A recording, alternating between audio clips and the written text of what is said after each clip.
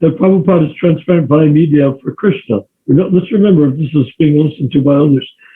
From Krishna Loka. He's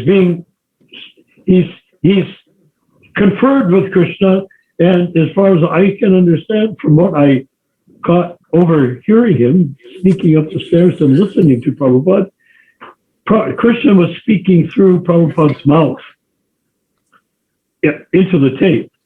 So you say that's Prabhupada. Okay, say it's Prabhupada. But who is Prabhupada? He is speaking Krishna for Krishna through his mouth, with Krishna's voice through his mouth. So when that takes place and somebody wants to come along and add or subtract to it or change it, there has to be a movement, there has to be an assumption, or there has to be the expectation that that person is speaking from Krishna Loka instead of Prabhupada, writing different things than Prabhupada, because Krishna is saying different things through him than he said through Prabhupada. And that is a very big item, considering that Prabhupada said that his books will be the law books for the next 10,000 years. If his books are the law books for the next 10,000 years,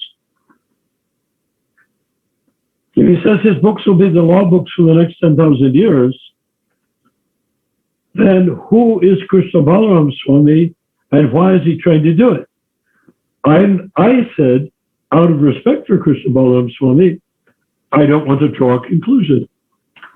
But he did say that he thought that Prabhupada's books were changed by his disciples from the beginning. And he says, well, nobody's changing my books because I'm writing them myself from the beginning.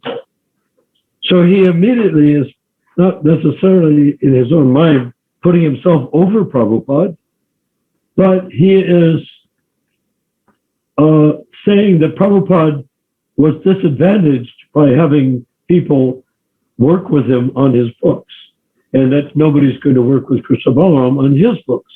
Meaning that Krishna Balaram does not think that because of Prabhupada's disciples, not because of Prabhupada, but because of his followers, disciples, that Prabhupada's books are not authentic as his are. That's what I'm concluding based on Krishna Balaram Swami. However, that's not my conclusion, because I haven't spoken with him sufficiently to understand what he really means. All I can say is he wanted to pay $300 for each tape of Prabhupada's original tapes, so that he would understand what Prabhupada really meant, not what his editors like Jayadvaita did to what he meant. That would be fine and honorable even if it were true. And if he's Trikalagya, he's supposed to know if it's true. Trikalagya means seeing past, present, and future. If he knows everything, if he's being guided directly by Krishna, does Krishna say that Prabhupada's books that Prabhupada said will be the law books for the next 1,000 years are insufficient because of Prabhupada's disciples having participated in their publication? I get the impression that that's what's floating his boat.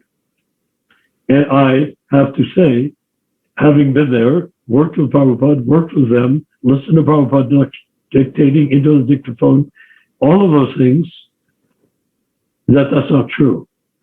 Therefore, I would have to say, if I've not misconstrued Krishna Balaram Swami, then I have to say that is a flaw in a person who claims to be flawless.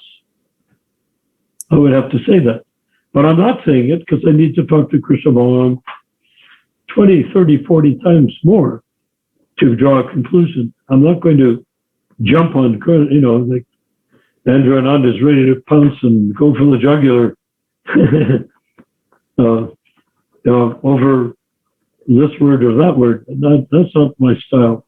I want to find out what Krishna Balaram Swami intends and means, and then decide based on that. I'm only saying, based on what we know so far, I would say that Krishna Balaram Swami is operating under a misconception, which a pure devotee does not have. But anyway, that's all I'm going to say for this